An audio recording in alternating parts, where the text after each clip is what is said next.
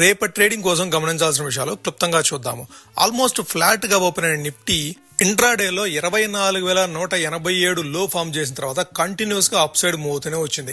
ఈ రోజు సెన్సెక్స్ ఎక్స్పైరీ కూడా ఉండటంతో లాస్ట్ 1 అవర్ లో కాస్త వాల్టిలిటీ అనేది చూసాము మనం మార్కెట్ లో. ఇంట్రాడే హై 24,342 ఫామ్ చేసి almost high point of the day దగ్గర క్లోజ్ అయింది.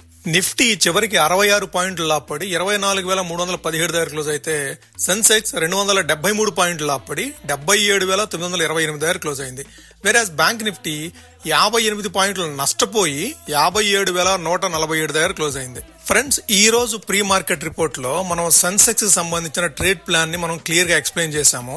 మనం అప్లోడ్ చేసే ప్రీ మార్కెట్ వీడియోస్ మీరు మార్కెట్ ఓపెన్ కంటే ముందే మన ఛానల్లో అబ్జర్వ్ చేయొచ్చు. ఇక సెక్టార్ వైజ్ పర్ఫార్మెన్స్ చూడాలంటే నిఫ్టీ ఐటీ 4th డే కూడాను పాజిటివ్ గా క్లోజ్ అయింది.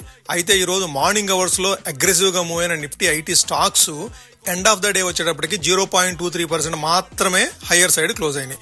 నిఫ్టీ ఆటో 1.63% పాజిటివ్ గా క్లోజ్ అవుతూ అవుట్ పర్ఫార్మ్ చేస్తే నిఫ్టీ కెమికల్ సెక్టార్ 1% నెగిటివ్ గా మూవ్ అవుతూ అండర్ పర్ఫార్మ్ చేసింది.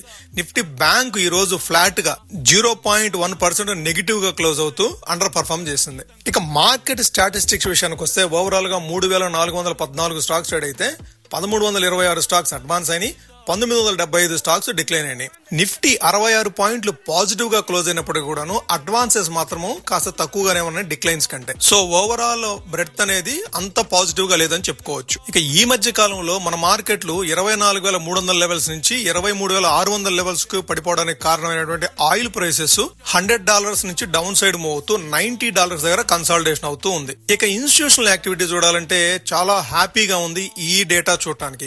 ఎఫ్ఐఐస్ అండ్ డిఐస్ ఇద్దరు పాజిటివ్ గా ఉండటం, అది కూడాను ఎఫ్ఐఐస్ 2,980 కోట్లు పాజిటివ్ గా ఉండటం అనేది చాలా హ్యాపీయెస్ట్ న్యూస్.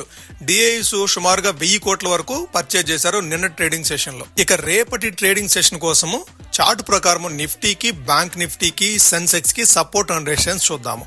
నిఫ్టీకి సపోర్ట్ 24,220. ఆ లెవెల్ అనేది మనం ఇంతకు ముందు రెసిస్టెన్స్ కింద అబ్జర్వ్ చేస్తూ ఉన్నాము. 180 నుంచి 220 అని చెప్పేసి అది ఇప్పుడు సపోర్ట్ కింద యాక్ట్ చేస్తుంది. 24,220 అనేది ఫస్ట్ సపోర్ట్ అవుతుంది. అదే రెసిస్టెన్స్ పరంగా చూడాలంటే 24,380 నుంచి 24,420 ఆ 40 పాయింట్ రేంజ్ అనేది రెసిస్టెన్స్ కింద యాక్ట్ చేసే అవకాశం ఉంది రాబోయే రోజుల్లో. ఇక బ్యాంక్ నిఫ్టీ పరంగా చూడాలంటే సపోర్ట్ 56,800, రెసిస్టెన్స్ 57,400. ఇక సెన్సెక్స్ పరంగా చూడాలంటే సపోర్ట్ 77,580, రెసిస్టెన్స్ పరంగా చూడాలంటే 78,180. ఈ లెవెల్స్ రేపటికి important support and resistance. Thank you friends, please like the video and subscribe the channel for daily content.